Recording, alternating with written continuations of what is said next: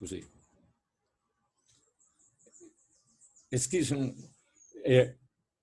Tem já uma opção no chat sobre a data da primeira VA. Então, eu anuncio isso assim que... Então, vamos fazer essa rápida revisão de trigonometria e é bem básico. Então, você tem medida de ângulo, é medido a partir de uma medida angular, né? Você está relacionado a você poder medir direção. Então, a convenção é você medir em relação aos eixos coordenados, né? Tem dois eixos aqui. O ângulo θ ele é medido em relação aos eixos coordenados, ordenadas e abscissas em relação a esse eixo do x, positivo, crescendo no sentido anti-horário. E esse arco aqui, esse comprimento do arco aqui, é que vai me dar a relação entre esse arco e o raio, vai me dar o ângulo.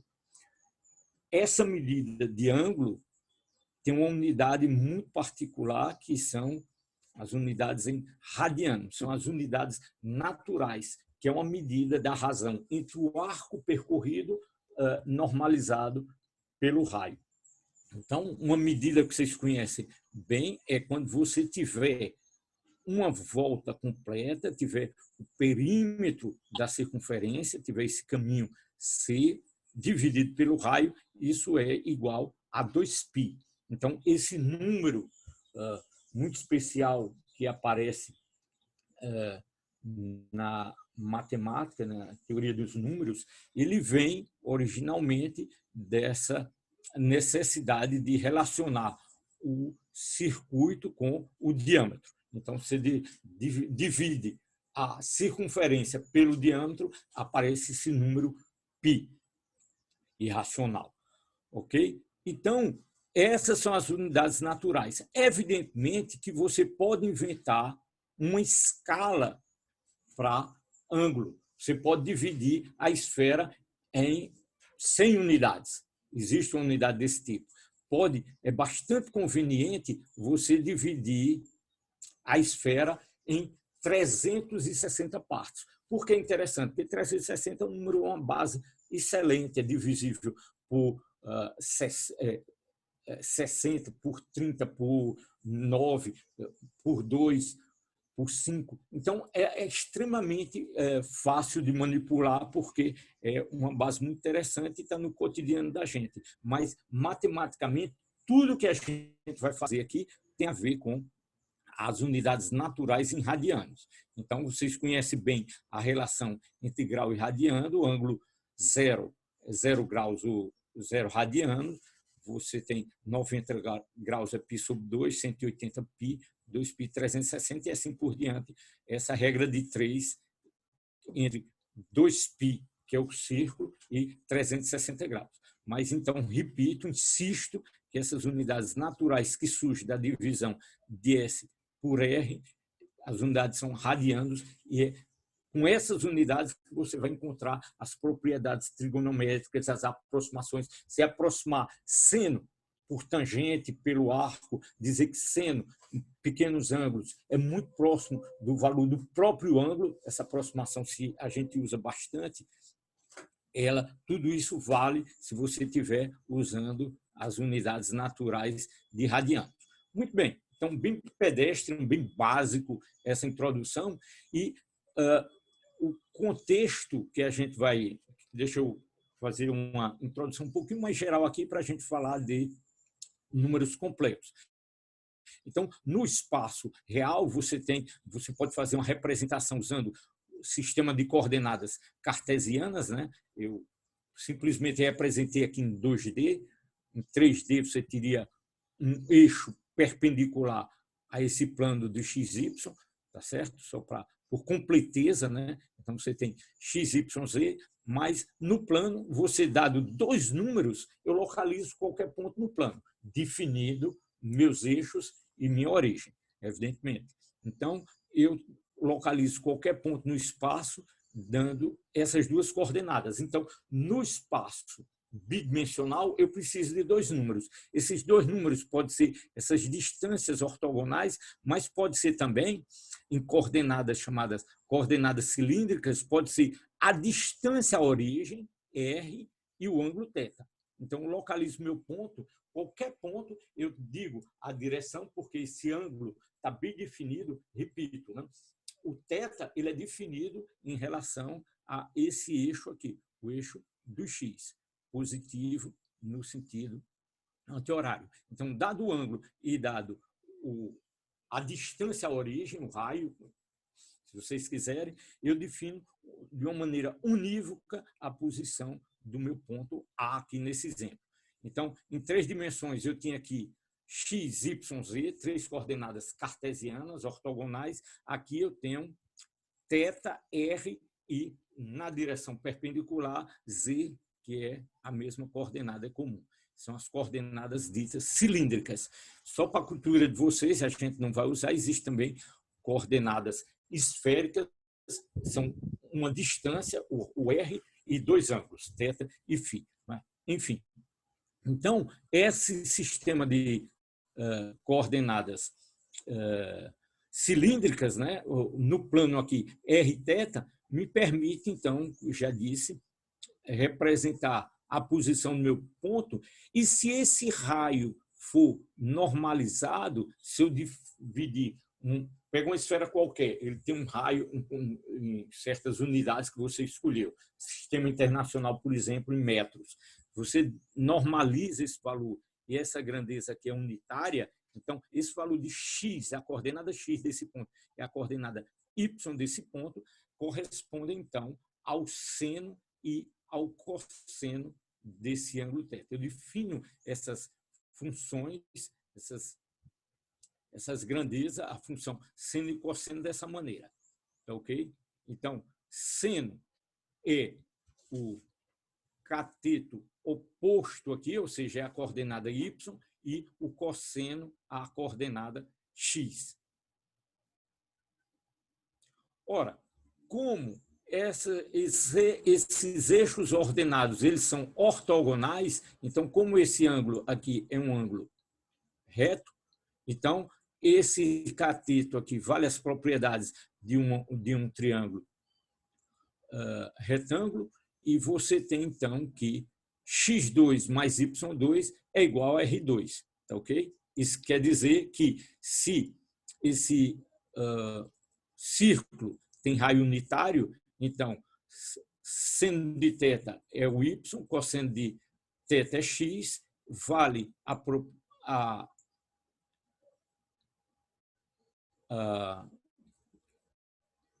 é que chama? A regrinha de Pitágoras, então, seno quadrado de θ mais cosseno quadrado de θ igual a 1, extremamente útil. Ok? Então, se você tiver, não numa posição fixa, mas tiver θ girando aqui com velocidade constante, então eu defino, isso aí é física 1, a gente aprendeu isso lá na física 1, eu defino uma velocidade angular, Δθ sobre ΔT. Eu posso escrever dessa maneira porque ômega é constante, não preciso escrever diferencial. Então, passando ΔT para o outro lado, eu tenho que Δθ é ômega ΔT. Isso descreve o meu movimento circular. Mas, ora, veja só, eu tenho que x é a projeção desse movimento circular no eixo das ordenadas, o y nas abscissas. Então, eu tenho aqui, particularmente, eu tenho que y é, por exemplo, seno de ômega t mais φ, que descreve um movimento oscilatório nessa coordenada. Então, matematicamente, o Halliday faz isso também, ele associa o movimento circular com o movimento oscilatório. Você pode sempre ver o movimento oscilatório como uma projeção de um movimento circular. Então, no eixo x, no eixo y. Então, ajuda, talvez, a visualizar. Muito bem. Então, vamos lá, com essa pequena revisão, vamos falar da notação exponencial,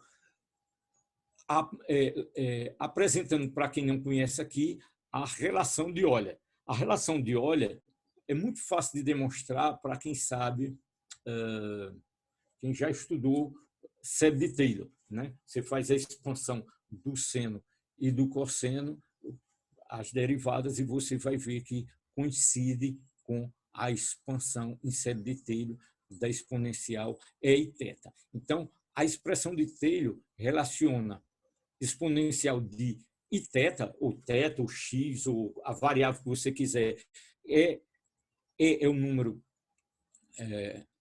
é a base neperiana, né? O número é elevado a iθ, onde i é o número imaginário raiz de -1, isso é igual, então, a cosseno de θ mais i seno de θ.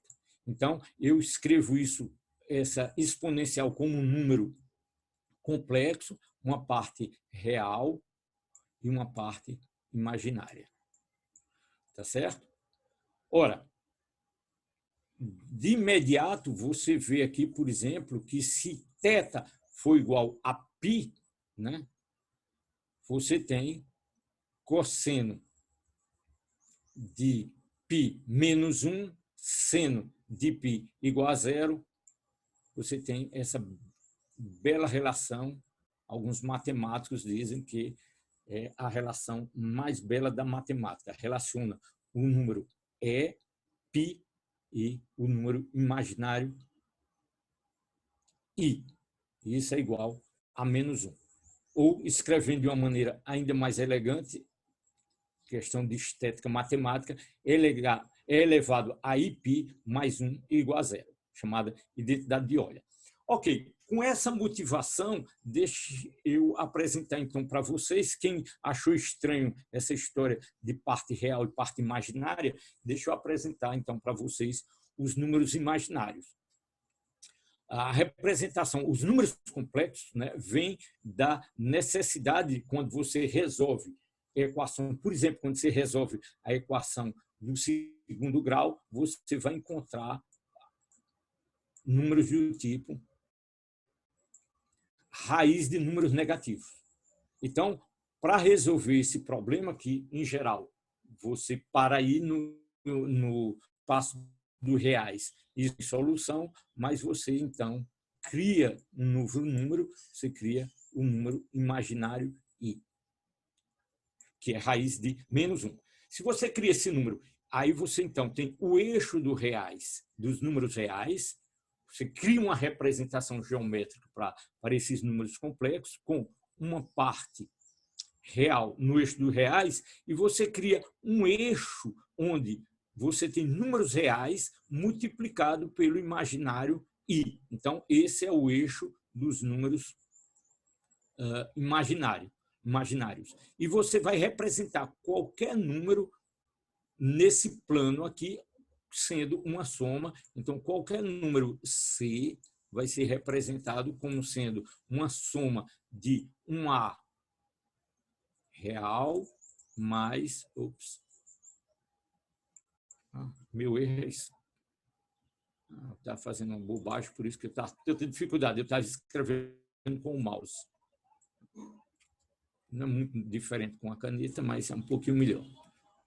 Então, você tem uma parte real representada nesse eixo, tem uma parte imaginária representada nesse eixo imaginário, e você representa qualquer número dito complexo dessa maneira, ok? Então, C igual a mais IB, ou você pode chamar isso aqui de um certo Z, X real mais IY, a parte imaginária vem produto com Y. Ora, usando as mesmas regrinhas da trigonometria e o que eu falei para vocês antes, eu posso representar esse número da seguinte maneira. Essa distância aqui, eu chamo isso aqui o módulo de Z, tá certo? Essa distância da posição do meu número complexo, e escrevo, então, cosseno de θ mais i seno de θ. Ora, simplesmente eu uso a trigonometria que eu conheço. Esse módulo de Z eu também posso chamar de R, e usando a relação aqui de Euler, eu tenho, então, que esse número aqui é quem? é exponencial de iθ, chamando esse módulo de z aqui de r. Então, eu tenho essa representação. Se eu abuso da linguagem em coordenadas cilíndricas, mas no plano complexo, o plano onde os meus eixos é um eixo real e um eixo imaginário. Pronto, está aqui representado, tá certo? Então, eu repito aqui que x é a parte real do meu número, y é a parte imaginária e r, que é igual ao módulo de z. Quem é esse módulo de z? É essa distância. Eu sei de Pitágoras, então, que r ao quadrado vai ser x2 mais y2. R, então, raiz de x2 mais y2. Certinho? Tranquilo até aqui? Alguma dúvida? Professor, opa. Pois não. Eu sempre me questionei qual a aplicação dos números imaginários na vida real e principalmente aplicada à engenharia. Você pode explicar um pouquinho? É fundamental. Veja só, na aula passada eu usei esse conceito. Então, você, por exemplo, para resolver, eu posso voltar um pouquinho sobre isso na aula de revisão, mas veja só, você tratar,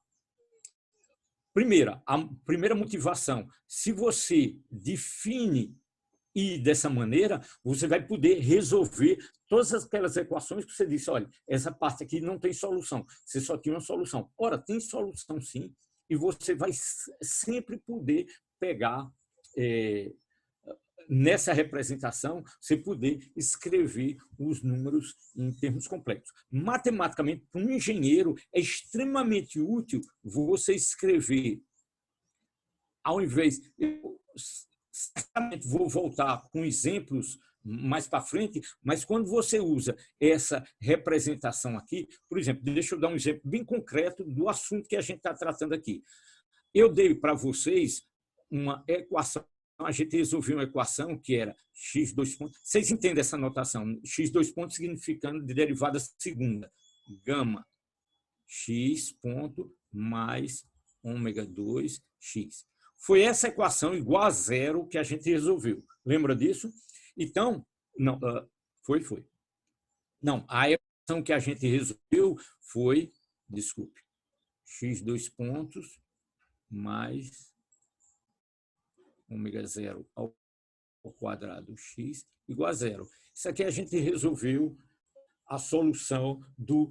Essa equação ela vem de onde? Vem do sistema massa-mola, onde ômega 0 é a relação, ômega 0 quadrado é a relação entre o K, constante da mola, e o M. Muito bem, isso a gente resolveu usando, pode usar senos e cossenos. Se você... E o truque aqui era dizer essencialmente a motivação para achar uma solução, que foi o que eu disse para vocês. Eu digo, qual é a função que eu derivando duas vezes vai dar a própria função? Ora, senos e cossenos. Se eu derivo seno dá cosseno, se eu derivo cosseno dá menos seno, eu reencontro minha derivada segunda igual a menos de uma constante aqui, a minha própria função. Então, essa equação aqui é fácil de ser resolvida. Essa aqui, eu tenho uma derivada. Se eu tentar o mesmo truque aqui, mesmo que eu faça isso igual a zero, pior ainda se eu botar uma força externa, que a gente não tratou aqui no curso,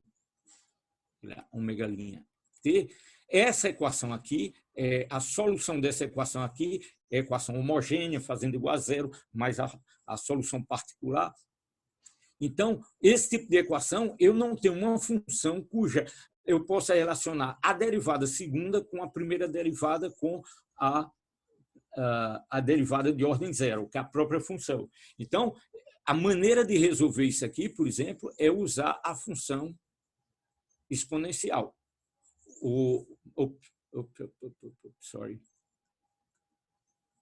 Uma função do tipo alfa t. E aí eu posso mostrar que esse alfa, usando ele, eu vou ter soluções desse tipo aqui, quando eu resolvi minha equação de segundo grau.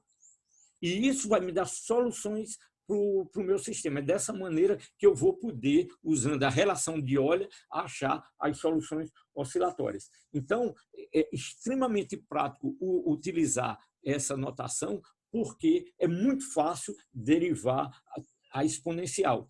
Integrar ou derivar exponencial, a função é sempre ela mesma, a menos se for usando a regra da cadeia, a menos de uma constante. Mas essa praticidade em eletrônica, por exemplo, a técnica dos fasores, você não consegue resolver problemas mais complexos. Aqui eu vou falar mais na frente um pouquinho da composição de ondas, a gente pode usar a notação complexa. Aí você diz, mas e o que é essa parte imaginária? Então, essa parte imaginária, você vai sempre, quando você tiver sua solução, pegar a parte real de sua solução. Mas veja bem, eu vou voltar sobre isso quando falar de ondas. Então, quando você tiver duas ondas, essas ondas têm uma notação complexa, eu tenho que tomar a onda como um todo, a parte real e a parte imaginária. Não posso pegar só a parte real. E isso tem significados enormes, em aplicações enormes.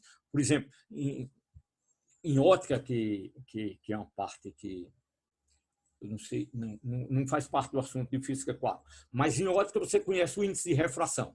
O índice de refração é uma relação entre a velocidade da onda nos meios e é um número real. Mas se você tiver absorção, isso é representado pela parte imaginária. Então, você tem essa representação complexa extremamente útil em tudo que você precisa representar como soma de vetores. Se você quiser fazer cálculo de senos e cossenos, rapidamente fica impraticável, né? Na hora que você vai somar vários componentes. E a notação complexa permite você fazer isso. Ok? Então, ao longo aí de sua vida de estudante de engenharia, certamente no profissional você vai cruzar muito com esse tipo de aplicação. Tá certo. Okay. Obrigado, professor. Tranquilo. Pronto.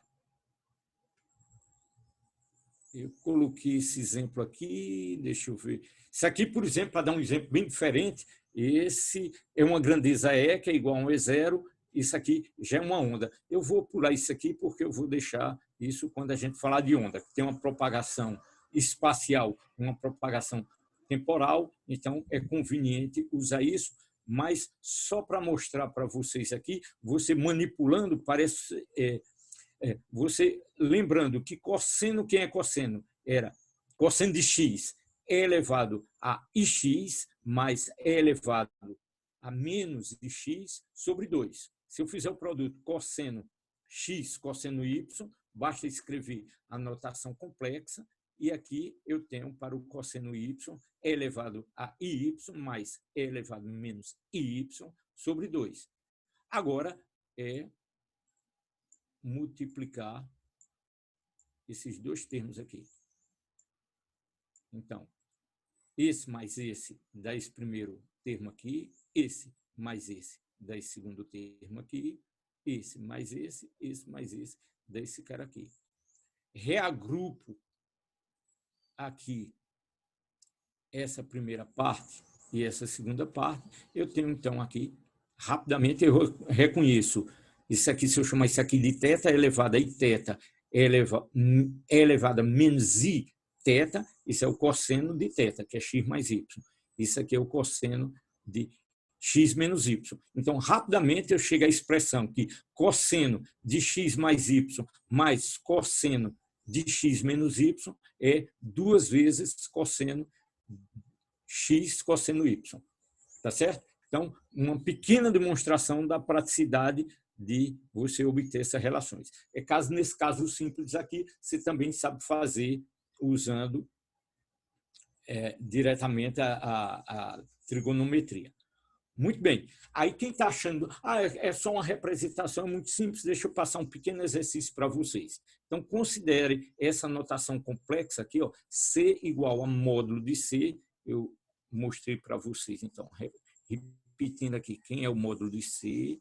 Então, essa aqui é a parte real, essa aqui é a parte imaginária, e você tem aqui, desculpa, você tem aqui o seu ponto C aqui, R e θ. A pergunta é, para os números, se eu quiser representar aqui o número, como é que eu represento o número 1 aqui? Quem é o meu R, quem é o meu módulo de C e quem é o meu ângulo, nessa notação aqui, quem é meu alfa? No caso, o alfa seria 0, porque ele estaria todo Alfa seria 0, no maravilha. ângulo E o real. Eu não C? sei. Então, se eu tenho R igual a quanto? R igual a 1 e alfa igual a 0. Então, eu representei esse número aqui. Todo mundo concorda? Sim. Muito bem. E esse número aqui, I, como é que eu represento ele aqui? Quem seria o R? 1, no caso. R igual a 1, exatamente. A minha circunferência veio para cá, girei aqui, está mal desenhado, mas isso aqui é R. Então, R continua sendo 1. E o alfa é quanto? 0. Não, o ângulo mede em relação ao eixo do X aqui. Ó. Isso aqui é o alfa. Ele vai até... Quem é esse ângulo aqui? Π sobre 4. Π sobre 4 é aqui, ó. Π sobre 2. Concorda? Π sobre 2. Eu não gosto de falar quero evitar, mas π sobre 4 é 45 graus. Π sobre 2 é 90. Não, evitar falar em coordenadas, mas é o que vocês estão mais acostumados, mas a notação natural é em radianos. Agora, mais um exercício. E se eu tiver esse número aqui, menos 1, quem é o R? Eixo imaginário, o eixo real. Quem é menos 1? Quem é o R? O R é fácil, é o raio, né? É o mesmo raio, esse raio é igual a 1. Quem é o ângulo?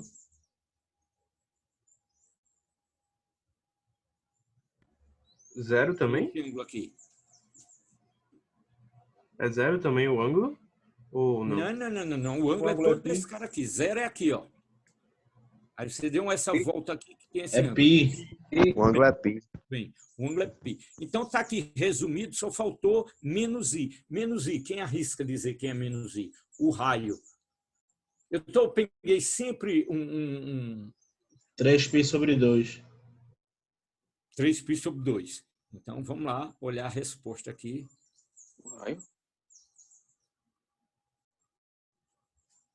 Ou 3π sobre 2, ou menos π sobre 2. Concordam? Eu posso vir por aqui. Se o ângulo positivo é no horário, é no sentido anti-horário, eu vindo no sentido horário, ele é negativo.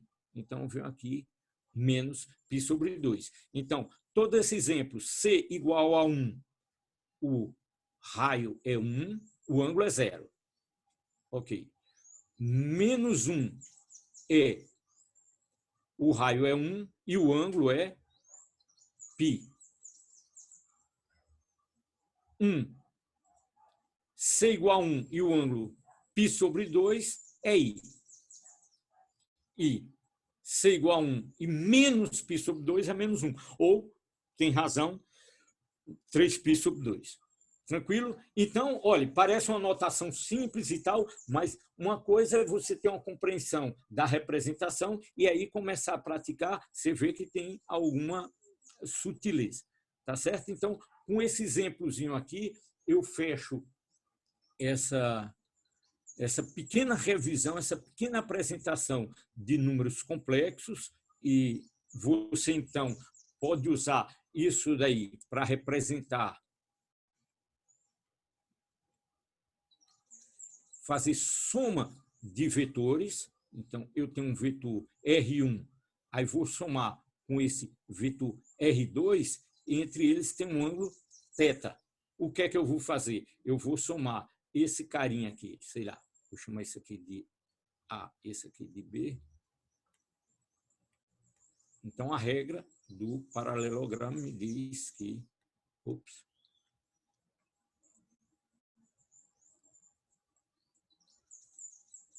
Eu pego esse cara aqui paralelo a ele mesmo, venho para cá e a soma...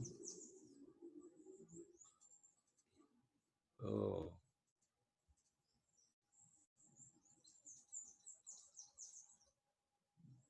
E a soma... Aqui, se eu desenhar corretamente, do início do primeiro ao fim do segundo. Então, esse aqui é A mais B. Eu posso fazer isso no espaço complexo e isso se torna relativamente simples usando a notação complexa. Isso é uma soma usando a técnica dos fasores. Tá ok? Eu preferia terminar essa parte agora revisando rapidamente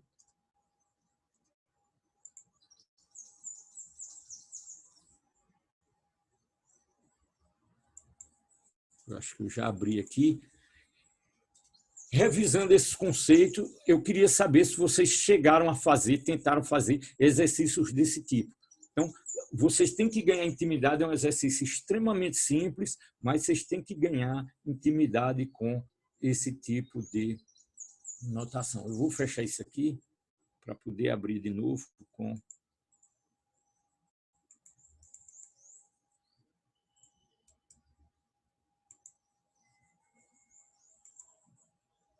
Pronto, aqui eu posso fazer anotações. Então, nesse exercício, você tem aqui, então, uma função que representa um movimento oscilatório. Quem é a amplitude? Então, as questões bem triviais, você tem, nessa representação aqui genérica, você tem a amplitude do movimento. Por que a amplitude máxima? Porque você tem uma função cosseno, isso aqui se tem um argumento que a gente pode chamar um ângulo θ, que esse θ é ômega-t mais φ, esse φ aqui é a diferença de fase. Então, esse θ que varia com t vai variando, o cosseno varia entre -1 e +1. Está limitado aí. Se você quer representar uma grandeza que vai para valores maiores, sei lá, uma posição que vai de -3,2 a mais 3,2, é essa amplitude aqui que vai me modular a variação dessa minha função. Então, essa função vai variar entre -a e mais a. Essa é a amplitude do meu movimento. No caso aqui, nesse curso, a gente vai se restringir muito o movimento oscilatório a oscilações mecânicas, né? Você pode ter movimento oscilatório de outras variáveis, por exemplo, a intensidade de uma lâmpada que varia com seno, cosseno e tal. Isso é uma intensidade, outro tipo de grandeza, mas a gente aqui, nesse curso, vai se limitar essencialmente a oscilações mecânicas, tá certo? Então, esse cara aqui é minha amplitude, esse aqui é a minha frequência angular e esse cara aqui simplesmente me permite medir considerar a defasagem inicial. Se o meu tempo no t igual a 0, ele não está, nesse caso é de cosseno, na amplitude máxima.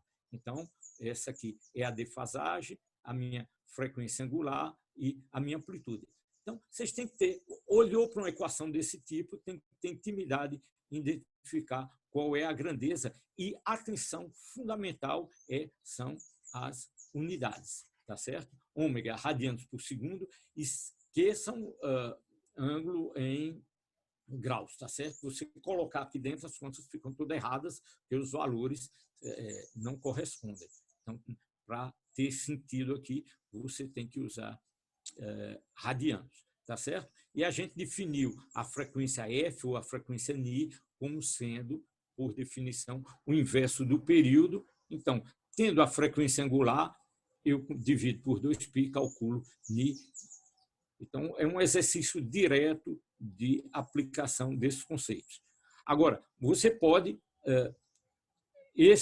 essa equação aqui me diz, essa função y, posso escrever de uma maneira mais precisa, é um y de t, não é isso? É uma função de t, botei simplesmente y. Então, essa função ela evolui no tempo.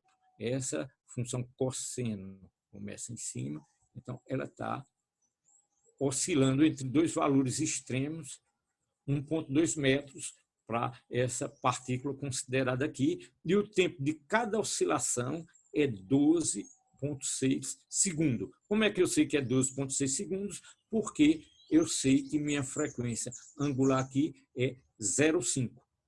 Então, 0,5 radianos corresponde a uma frequência de 0,08 Hz, e aí eu tenho uma frequência, tenho um período, eu posso brincar com essas relações, ok? Repito, vocês têm que ganhar intimidade com isso. A pergunta é, se eu tiver dado um tempo t qualquer, qual é a posição da minha partícula? Então, isso vocês têm que saber calcular. Ora, você tem uma função y de t, eu quero calcular para t igual a 1 segundo. Quanto é y de 1 segundo? Substituo na minha equação aqui e calcular essa função para esse valor. Absolutamente trivial. Mas se você está assustado com essa função que você não tem intimidade ainda, pode se assustar, mas não é nada mais do que calcular o valor para o tempo dado. E isso corresponde, então, substituindo t igual a 1 aqui, calcula essa função, particularmente 6,24 metros é a posição para o tempo t igual a 1. Como existe... é importante chamar a atenção disso aí, né? Como existe uma fase inicial, φ não é zero, quer dizer que o tempo não começou aqui no máximo do cosseno, ele começou numa posição que já tinha uma defasagem. Isso aqui, se eu colocasse esse eixo aqui, θ, essa grandeza aqui seria π/6. Eu tenho uma relação entre θ e tempo, posso calcular esse atraso temporal de maneira que eu comecei nessa posição. Então, no tempo t igual a 1 segundo, minha posição é essa aqui. Tranquilo? Calcular a velocidade. Ora, vejam só, essa partícula ela está executando o seguinte movimento. Ela está na posição y. Ops, péssimo. Então, eu estou... não é possível. Eu não consigo escrever uma linha sobre ela mesma. Então, é esse movimento que eu estou fazendo sempre na mesma posição y, tá certo? No tempo, no eixo dos tempos, está evoluindo. Então, essa posição y, a partícula está subindo e descendo, e eu quero saber com que velocidade ela está fazendo esse movimento. Ela passa rápido na origem, né, no y igual a 0, no y máximo, que é A, ela para e volta. Se ela volta, ela tem que parar. Então, a velocidade aqui, nessa extremidade, é 0, embaixo é 0, então a velocidade e a posição estão deslocadas. E é isso que traduz a derivada dessa função. Então, quem é a derivada dessa função? Quem é dy dt? Dy dt é a derivada do cosseno menos seno de ômega t mais φ. De maneira geral. Regra da cadeia, eu tenho que derivar o θ lá, então o ômega aparece aqui. Então, minha amplitude máxima da velocidade, aparece o sinal invertido, né? Porque quando eu estou lá em cima, a minha velocidade ela é 0 e está crescendo quando eu desço, quando eu passo na origem, e ela é positiva quando eu estou subindo. Então, existe uma defasagem aqui, se eu conseguir desenhar aqui, aqui ela está descendo. Então, ela quando passa em 0, ela é máxima, negativo. Aqui, ela se anula, nesse ponto se anula. Nesse ponto aqui, ela é máxima de novo. Então, existe uma defasagem entre essas duas funções. Que funções são essas? Em vermelho, y, em azul, a velocidade. Então, derivando a minha função, eu tenho, então, minha velocidade aplicada a essa minha função em particular, está aqui o valor da minha velocidade máxima. A frequência é a mesma, a função está só defasada, seno e cosseno. Tá certo? E o mesmo conceito eu aplico para aceleração e calculo, então, minha aceleração máxima, que é a minha aceleração máxima, a ω2, o módulo disso aqui, né? O sinal vai traduzir simplesmente... o sinal é negativo, que veio da derivada do cosseno, ficou menos seno e me mantive aqui de seno para cosseno. Ok? Então, é essa a aplicação simples que eu queria que vocês fizessem exercícios desse tipo. Lá no TIPLA, no Halley, tem os problemas introdutórios. Tudo isso aqui repito, a princípio muito simples, mas se você não tem intimidade, tem que praticar, tem que fazer muito desses exercícios e ganhar compreensão, intimidade com essa matemática, tá ok? Então, por isso que eu trouxe esse exercício bem simples para vocês, que não deu tempo de fazer na aula passada, mas eu prefiro voltar aqui e pegar esses valores. Outra aplicação é, por exemplo, calcular os valores iniciais, que é um valor inicial, é no tempo t igual a 0, por definição, né? Então, é só substituir na função e calcular. Espero que vocês repitam isso, façam a matemática. Segundo exercício. Eu estou sem tempo, eu vou ter que sair daqui a pouco, mas eu poderia deixar vocês tentar resolver por alguns minutos, tentar esse exercício. Quem não fez, isso daí foi distribuído para vocês, essas notas, eu espero que vocês tenham feito, mas é um sistema do tipo massa-mola, eu dou a massa do meu objeto. Então,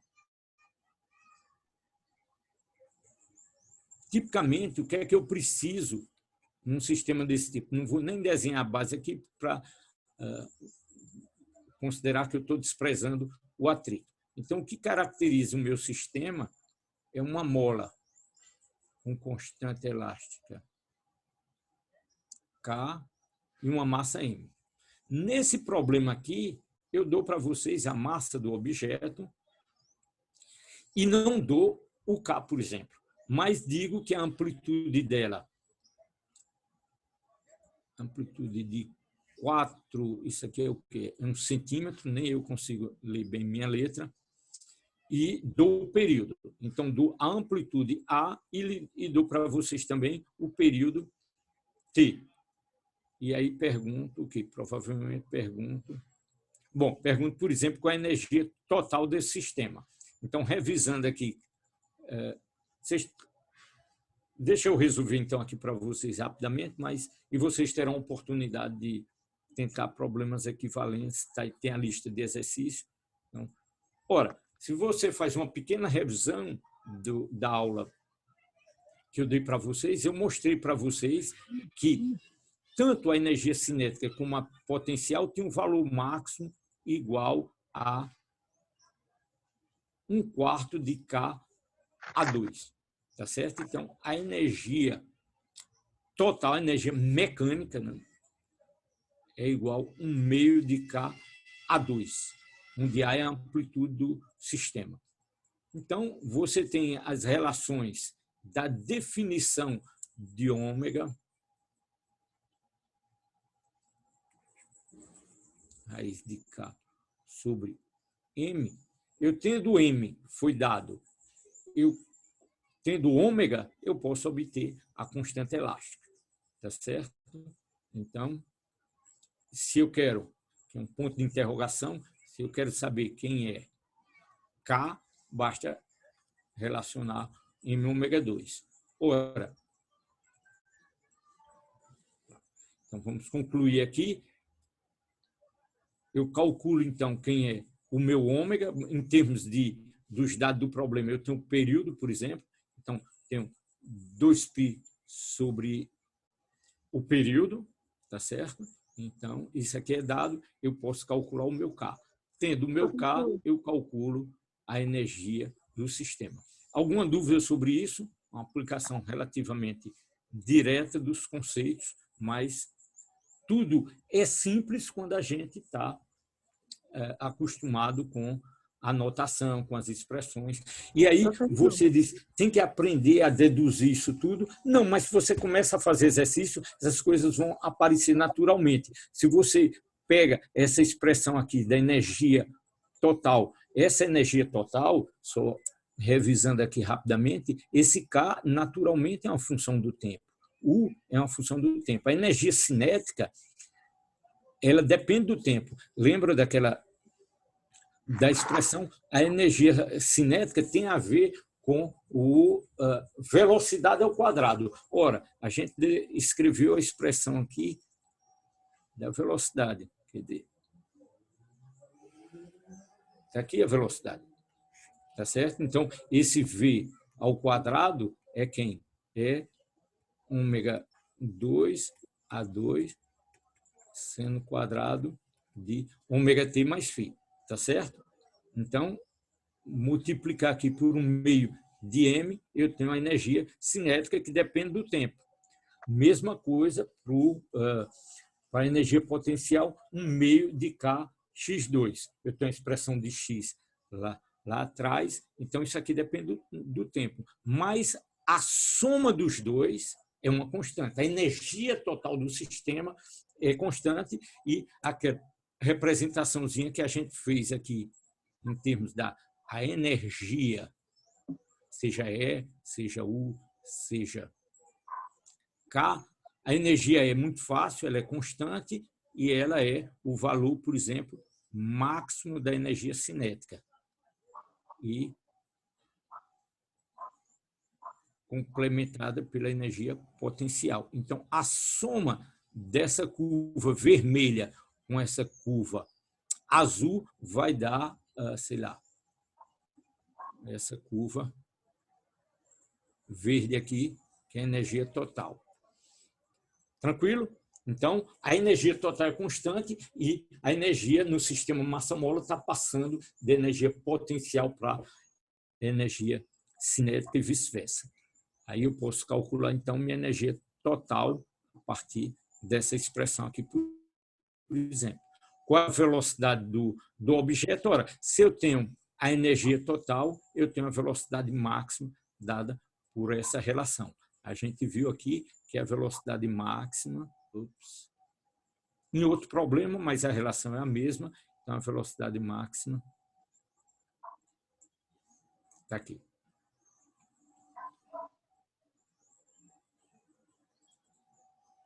Então, a energia cinética, por definição, 1/2 de mV máximo ao quadrado, eu posso tirar que V máximo é raiz de 2E sobre M.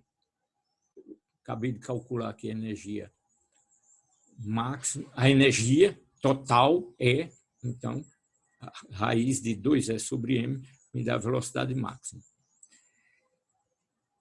O que mais com essa pergunta aqui? Em que posição a velocidade é metade da velocidade máxima? Vou deixar isso para vocês, se vocês tiverem dúvida, me perguntem. Lembre-se que a posição vai com o quadrado e a velocidade vai com o quadrado. Então, a relação entre velocidade máxima e energia máxima não é uma relação, e a energia total não é uma relação linear, é quadrática. Então, você vai ter que fazer um pequeno truque aqui, lembrar que esse cara aqui, se eu vou dividir ele aqui por 2, V máximo sobre 2, esse cara aqui vai aparecer um fator 4. Então, a posição em que a velocidade máxima sobre 2 não é a metade, de jeito nenhum, a metade da posição máxima. Tá certo? Então, verifique isso aí. A posição corresponde à velocidade máxima, é raiz de 3 sobre 2. Vocês têm essas notas, verifiquem isso. Tá ok? Pessoal, eu estou atrasado para uma reunião. Bom dia a todos, obrigado, e eu vou sair agora.